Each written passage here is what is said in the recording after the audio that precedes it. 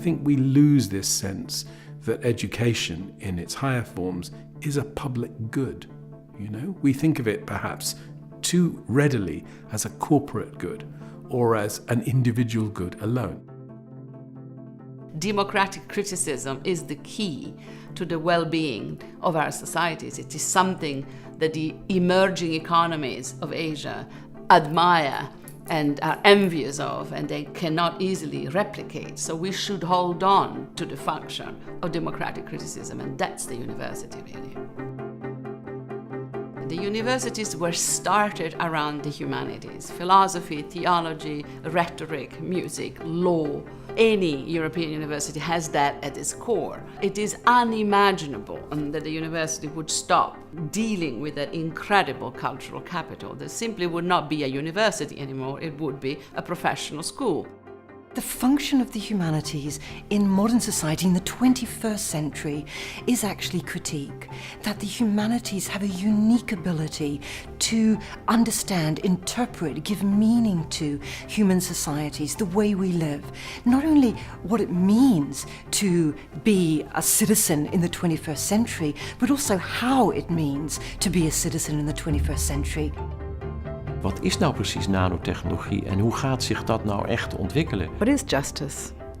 What is freedom? Questions of technology and politics and moral political consent are inescapably part of some of the most difficult technical questions that we face today as a society. And for that reason, I think the humanities have a huge role to play in giving the broader citizenry, policymakers, as well as the scientists themselves, the kind of dimensional understanding of problems that we're going to need to advance. Is er leven op Mars?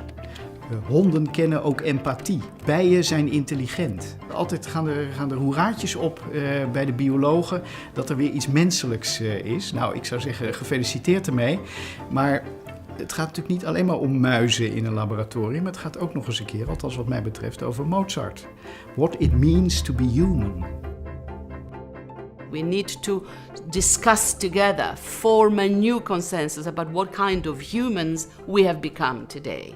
In this task, the humanities have a crucial role to play. I think humanists have a tendency to talk from a very parochial and national understanding of the humanities that belongs to their own formation and to their own national institution. When we look at the from within the fortifications of an overdeveloped world, when we look at the rest of the world, it's very tempting for us to imagine that we are the future and what we see beyond that fortification is somehow the past.